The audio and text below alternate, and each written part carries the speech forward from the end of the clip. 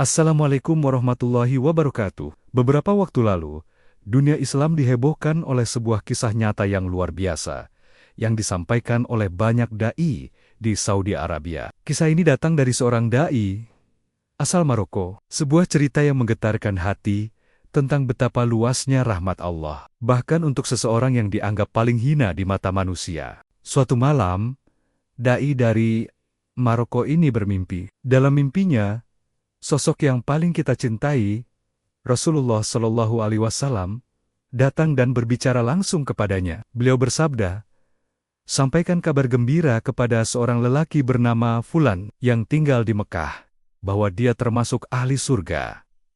Ketika sang dai terbangun, ia begitu terkejut hingga menangis. Ia tahu betul bahwa setan tidak akan pernah bisa menyerupai wujud Rasulullah dalam mimpi. Namun, mimpi itu tidak datang hanya sekali. Mimpi yang sama berulang di malam kedua, lalu di malam ketiga. 3 malam berturut-turut. Saat itulah ia yakin, ini bukan mimpi biasa. Ini adalah perintah. Tanpa ragu sedikit pun, ia segera membeli tiket dan berangkat menuju kota suci Mekah. Tujuannya hanya satu, mencari orang yang namanya disebut oleh Rasulullah. Sesampainya di Mekah, ia langsung menemui beberapa teman da'i dan orang-orang saleh di sana. Ia ceritakan mimpinya dengan detail dan meminta bantuan mereka untuk menemukan sosok bernama Fulan bin Fulan dari suku tertentu. Persis seperti yang disebutkan dalam mimpinya. Pencarian pun dimulai. Mereka berkeliling dari rumah ke rumah, dari satu lorong ke lorong lain, bertanya kepada masyarakat sekitar. Setelah beberapa hari yang melelahkan, akhirnya mereka menemukan seseorang dengan nama dan suku yang sama persis. Namun, ada sesuatu yang aneh. Setiap kali mereka menanyakan tentang orang ini kepada warga sekitar, semua orang tampak heran. Bahkan ada yang menunjukkan wajah tidak suka. Mereka berkata, "Untuk apa kalian mencari orang itu? Dia itu orang paling buruk di antara kami. Dia tidak pernah salat, hidupnya penuh dengan maksiat, dan sangat jauh dari Allah." Mendengar hal itu, sang da'i dari Maroko justru semakin penasaran. Ada apa ini? Mengapa Rasulullah menjamin surga untuk orang yang dicap seburuk ini? Ia lalu berkata kepada teman-temannya, "Meskipun begitu, Rasulullah sendiri yang menyebut namanya dalam mimpiku. Aku harus menemuinya." Ia pun memohon agar ditunjukkan di mana rumah orang tersebut. Akhirnya, sampailah ia di depan sebuah rumah sederhana. Dengan jantung berdebar, ia mengetuk pintu. Tak lama kemudian, muncullah seorang pria dengan wajah yang lusuh. Matanya menyiratkan kelelahan, seolah lelah oleh dosa dan maksiat yang membebani hidupnya. Dengan suara bergetar, da'i itu bertanya, "Apakah engkau Fulan bin Fulan dari suku ini?" Lelaki itu menjawab lirih, "Ya, benar, akulah orangnya." Sang da'i menatapnya dengan penuh haru, lalu berkata, "Wahai saudaraku, aku datang jauh-jauh dari Maroko karena sebuah tugas mulia. Rasulullah Shallallahu Alaihi Wasallam memerintahkanku dalam mimpi 3 kali berturut-turut untuk menyampaikan kabar gembira bahwa engkau termasuk ahli surga." Lelaki itu terdiam membisu, matanya menatap kosong, lalu perlahan mulai berkaca-kaca. Tiba-tiba, ia jatuh terduduk dan menangis terseduh-seduh, tangisan yang begitu pilu. "Aku, ahli surga, tidak mungkin, itu tidak mungkin. Aku orang paling buruk di sini, tidak ada yang lebih banyak dosanya dariku." Sang da'i menjawab dengan lembut, "Aku tidak tahu mengapa, tapi aku tahu, Rasulullah tidak mungkin berdusta. Pasti ada satu amalan yang engkau lakukan dengan begitu tulus, yang hanya diketahui olehmu dan Allah." Lelaki itu terdiam, mencoba berpikir keras di tengah isak tangisnya.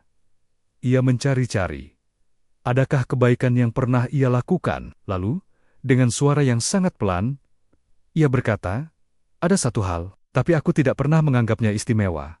Ia melanjutkan, "Di sebelah rumahku, ada seorang janda dengan 3 anak yatim. Hidup mereka sangat susah. Sejak suaminya meninggal, tidak ada lagi yang menafkahi mereka. Maka, aku berniat dalam hati, setiap bulan, aku berikan setengah dari gajiku untuk mereka. Aku melakukannya diam-diam. Aku tidak ingin ada orang lain yang tahu, hanya aku dan Allah yang tahu." Mendengar itu, sang da'i tak kuasa menahan air matanya. Ia ikut menangis. Ia memeluk lelaki itu dan berkata, Subhanallah, itulah amalmu yang Allah muliakan. Kau menolong hamba-hamba Nia yang lemah dengan begitu ikhlas, tanpa pamrih, tanpa ingin dilihat orang lain. Maka Allah mengangkat derajatmu dan menjadikanmu ahli surga. Seketika itu juga, tangisan lelaki itu semakin menjadi-jadi. Bukan lagi tangis kesedihan, melainkan tangis penyesalan yang mendalam atas semua dosa masa lalunya. Bercampur dengan rasa syukur yang tak terhingga, ia memohon agar sang dai membimbingnya untuk bertaubat. Dai dari Maroko itu pun mengajaknya ke Masjidil Haram untuk salat dan memohon ampunan langsung di rumah Allah. Sesampainya di sana, saat mata lelaki itu melihat Ka'bah untuk pertama kalinya setelah sekian lama, pertahanannya runtuh. Ia menangis sejadi-jadinya, merasa begitu kecil, begitu hina, namun hatinya dipenuhi harapan akan luasnya ampunan Allah. Waktu salat maghrib pun tiba, ia berdiri di saf, di belakang imam. Dalam setiap gerakan rukuk dan sujudnya, tangisnya tak pernah berhenti. Ia mencurahkan seluruh penyesalannya di hadapan Sang Pencipta. Namun, pada saat sujud terakhir, ketika imam mengangkat kepala dan para jamaah bangkit untuk tahiyat akhir, lelaki itu tidak bangun lagi. Ia tetap dalam posisi sujudnya. Ia wafat dalam sujud di tempat paling suci di muka bumi, Masjidil Haram, tepat setelah mendapat kabar gembira tentang surga dari lisan Rasulullah SAW. Subhanallah, kisah ini adalah pengingat yang luar biasa bagi kita semua, bahwa Allah tidak pernah menilai penampilan luar atau masa lalu kita yang kelam. Allah menilai apa yang ada di dalam hati, keikhlasan, dan ketulusan. Terkadang, satu amalan kecil yang kita sembunyikan dari mata manusia justru menjadi sebab terbesar Allah mengampuni seluruh dosa kita dan memasukkan kita ke dalam surganya. Semoga kisah ini bisa menjadi inspirasi bagi kita semua. Jangan pernah meremehkan perbuatan baik sekecil apapun.